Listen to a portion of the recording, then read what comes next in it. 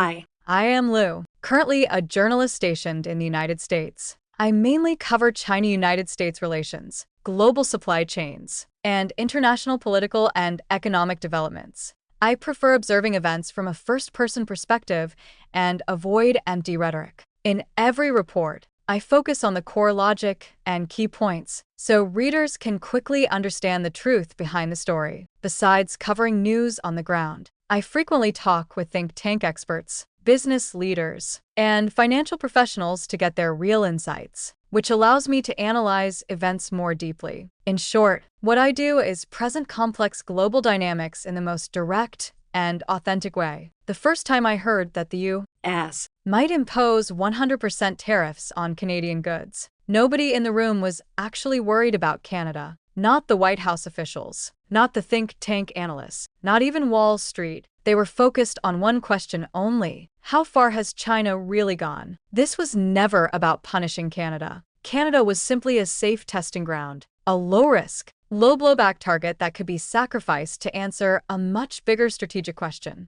If the U.S. uses extreme measures to block a key industrial pathway, will China be seriously hurt? And if so, how much? American media frame this as Trump's personal style, his art of the deal, or another episode of tariff theatrics. That explanation covers maybe 10% of the truth. The remaining 90% is far more unsettling. The U.S. is realizing that it is losing its power to define global cost structures, and China is becoming the new standard setter. The 100% tariff is not meant to discipline Canada. It is meant to test whether Washington still has the ability to block, reshape, or forcibly redirect the industrial routes China is building. Canada is the chess piece. China is the real opponent on the board. If this test succeeds, the U.S. will grow bolder. If it fails, America must face a painful reality. Tariffs are no longer a weapon, only an emotional comfort.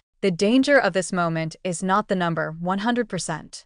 It is the truth it reveals. The U.S. has begun using extreme economic pressure to verify whether it still has the authority to write the rules of the global economy. And China is now the variable that makes Washington deeply uncertain. When people hear 100% tariffs on Canada, their instinctive reaction is that the trade war is escalating. But if you spend enough time in Washington, you learn something quickly. When a policy is framed as trade, trade is usually the least important part of it. Trade is the surface. Power is the substance. In American policymaking, trade is a very convenient word. It sounds technical, neutral, and politically safe. You can claim you're protecting workers, correcting unfair competition, or fixing trade imbalances. But when you put internal memos, think tank papers, and financial risk assessments together, one pattern becomes obvious. They are not debating prices. They are debating control. Specifically, whether the United States is losing control over global supply chains. That is the real background of the 100% tariff. This is no longer a world where power is measured by who sells more or buys more. Power now lies in deciding where things are made, which routes they move through, and who defines their cost structures. That is supply chain sovereignty. And once you lose it, national influence erodes at a structural level. Many Chinese viewers might think, how could the U.S., still the strongest economy, be losing supply chain control? But what truly scares Washington is not that China sells more. It is that China is building an industrial system that does not need American permission, does not fully depend on the dollar system, and can operate in a self-contained loop. Once that system matures, America's role as the rule-maker of global economics begins to collapse. From the White House, you hear national security. From the media, you hear fair trade. From voters, you hear jobs are being stolen. But inside strategic and financial circles, the message is simpler. China is becoming a cost-defining manufacturing power. That means prices may no longer be set by Wall Street. Industrial planning may no longer originate in North America or Europe. Even the rhythm of technological diffusion may escape American control. For a country used to writing the rules, this is existential anxiety. So, the 100% tariff is not an economic tool. It is a stress test. The test is not for Canadian products. It is for the resilience of China-centered supply chains. Canada is the chosen low-risk experimental subject. Safe enough not to fight back. Close enough not to defect. Important enough to reflect real consequences. The real question Washington is asking is this: if I place a lethal cost barrier on a route you might use, will you detour, confront me, or prove you no longer need that route at all? That is what this is really about. Many people ask, if the U.S. is really targeting China, why not hit China directly? Why choose Canada? The answer is both brutal and simple. Canada is the safest test subject. In Washington's strategic logic, any strike must satisfy three conditions. First, it cannot trigger uncontrollable retaliation. Second, it must not fracture the alliance system. Third, it must produce real data on China's supply chain response. Canada satisfies all three. It is one of America's closest allies. Its military, financial, and intelligence systems are deeply integrated with the U.S. It has no ability to strike back, and its industrial structure sits precisely at a key transit point between China and North American markets. Canada is not an opponent. It is a buffer zone, a place that can be repeatedly pressured, tested, and escalated against without losing control. Much of China's access to the U.S. market does not follow a straight line. It moves through Canada, Mexico, and Southeast Asia. That is not evasion. It is how modern supply chains work. Canada plays the role of a highly compliant, legally stable, and globally trusted transit platform. By hitting Canada, Washington is sending a message to the entire world. If your industrial pathways are materially connected to China, even if you are our closest ally, you are not immune. This is a demonstrative sanction, not punishment, but education. I've heard a phrase repeatedly in policy circles. Allies are not safety cards. Control is.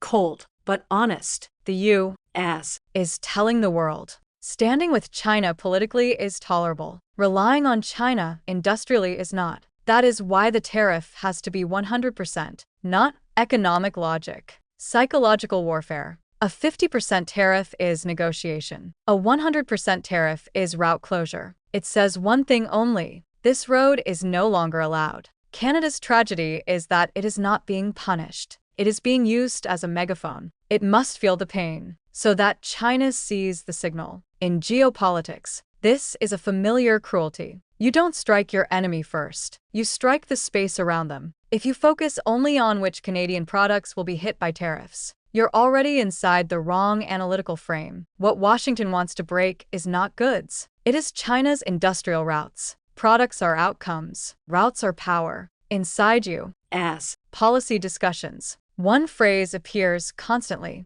route dominance. It does not mean who sells more. It means who decides where raw materials come from, where processing happens, where assembly is done, which financial systems are used, and which markets are ultimately reached. China is connecting these nodes into a closed industrial loop. Once that loop becomes stable, America's traditional tools, tariffs, finance, technology controls, and standards lose their effectiveness. Canada occupies a special place in this system. It is not a final market. It is not a production hub. It is a compliant passageway. From Washington's view, China entering North America through Canada is the most dangerous route. Legal, transparent, low risk, and politically clean. If that pathway becomes normalized, as sanctions lose their cutting edge. That is why the tariff must be 100%, not to make products expensive, but to make the route impossible. This is not trade negotiation. It is infrastructure sabotage.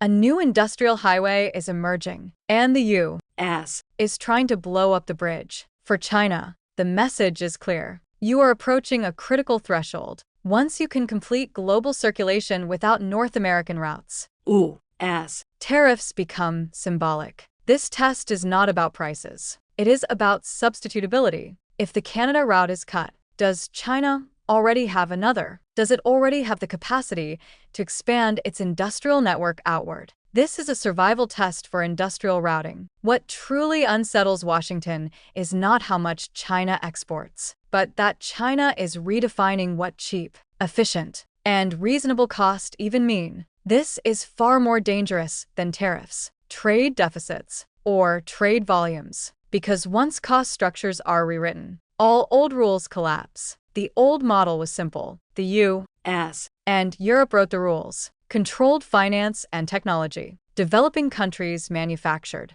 Cost advantages came from cheap labor and resources. China is building something different. Not a low-cost country, but a high-efficiency system. Low cost comes from compression. High efficiency comes from structure, logistics, digital payments, industrial clustering, engineering scale, supply chain coordination. Together, they produce a terrifying outcome. China is not just cheaper, it is structurally unbeatable. In U.S. policy circles, one phrase appears again and again. China is compressing global margins.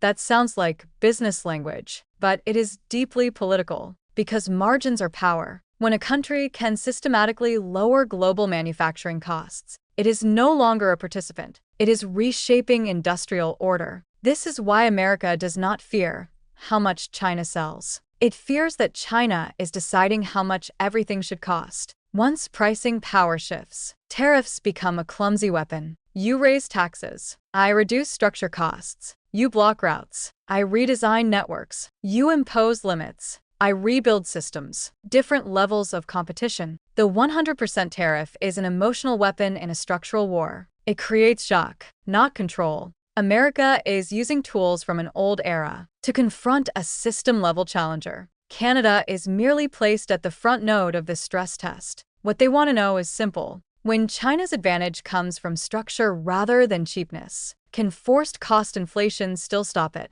They are not sure. If the previous sections focused on industry and cost, now we have to talk about another dimension: finance. In U.S. strategic thinking, manufacturing and finance have always been intertwined. Control finance, and you indirectly control supply chains, industrial routes, and pricing power. This is why behind the 100% tariff, the real target is not just physical goods. The U.S. is conducting a test of financial and manufacturing decoupling. In simple terms, if China tries to bypass the dollar payment system and enter the North American market through Canada, can the U.S. still apply financial pressure? Inside Washington, the logic is clear. Block critical industrial routes. Simultaneously test the dollar system's control over supply chains. Use market panic and cost increases to force China to respond. Here's the subtle point. America has never feared China producing more goods. It fears that if Chinese manufacturing decouples from the dollar system, the global supply chain will operate beyond U.S. rules. If the Canadian route is closed, can China bypass North American payment systems and dollar restrictions to deliver products legally? If yes, U.S. financial tools fail. If no, the U.S. can test both cost pressure and financial deterrence at once. That's why the tariff is not 50% or 25%, but 100%. It is a pressure valve experiment, testing not only supply chain resilience, but also the global financial system's capacity to respond to structural challenges. As a reporter, I often hear in think tanks and financial circles, the dollar is not just currency, it is leverage. Once leverage fails, control disappears. Canada, this seemingly unremarkable neighbor, serves as a financial testing ground in this scenario. By applying extreme tariffs, the U.S. can observe when industrial routes are blocked and costs artificially inflated. Can financial constraints still work? How will China respond? Detour, restructure, or compromise? This is why I say the 100% tariff is far more than an economic measure. It is a high-risk experiment in the global industrial and financial system. Canada is merely the testing site. China is the real subject. Many people see the 100% tariff and think, Trump is crazy, randomly swinging his tariff stick again. But if you spend time in Washington, you realize that while Trump is loud, behind this action lies a clear strategic logic. He is testing limits, observing reactions. He is not genuinely antagonizing Canada,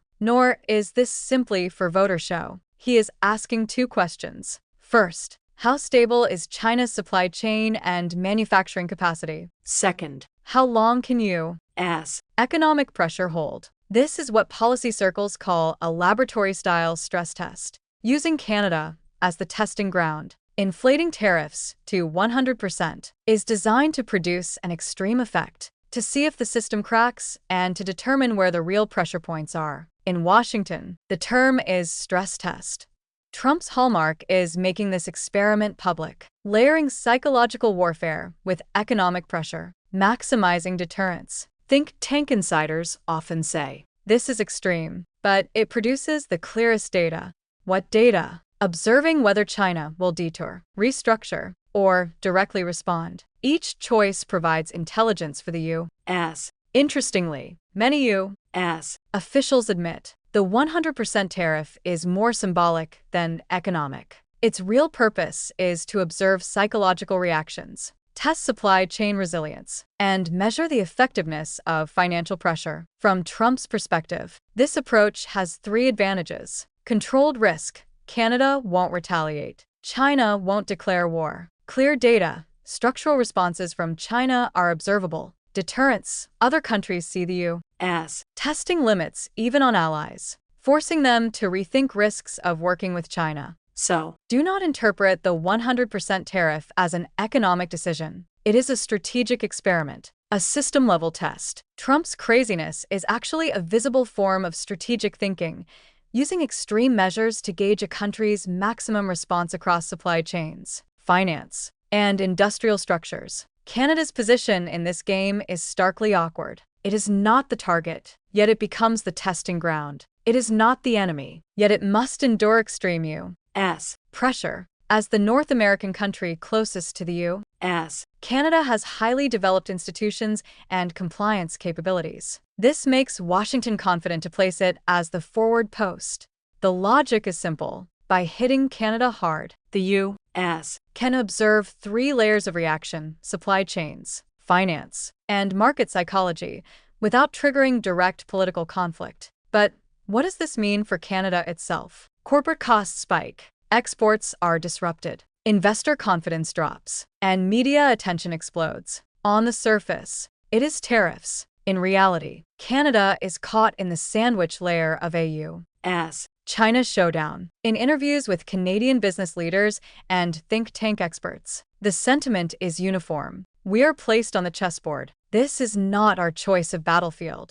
This explains why the Canadian government and business circles maintain a cautious public stance. You cannot directly fight the U.S. because Canada depends on the North American market. You cannot ignore U.S. pressure or risk damaging alliances. In other words, Canada must feel the pain but cannot become the focal point. Every move it makes is feeding data back to Washington, helping observe China's reactions. Canada plays the dual role of experimental platform and probe. This is a common, cruel logic in geopolitics. The real opponent is not hit first. The surroundings are tested first. Canada's awkward position reminds us. In great power competition, your national position, economic structure, and geopolitical location can determine whether you are a player or a piece. Strategically, this awkwardness is deliberate. The U.S. uses Canada to observe China, and Canada must navigate the shock to find ways to self-adjust.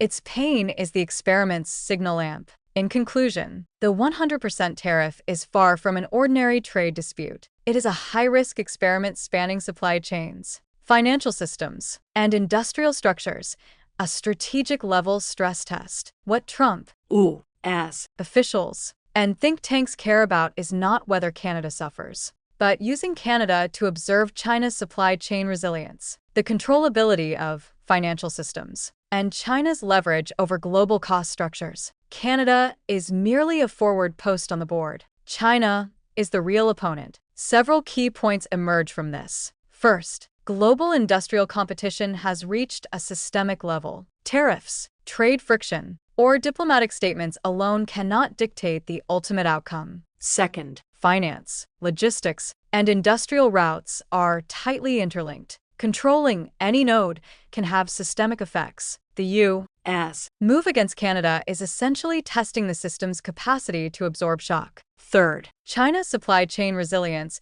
and structural advantages will determine the pace of the global economic and financial order's reshaping. if China can bypass you. As Blockades. The rules of the global economy may quietly be shifting. As a journalist covering Washington, I see a clear trend. The U.S. is using extreme measures to test limits, while China is steadily building an autonomous, controllable global network. This is not just a trade conflict.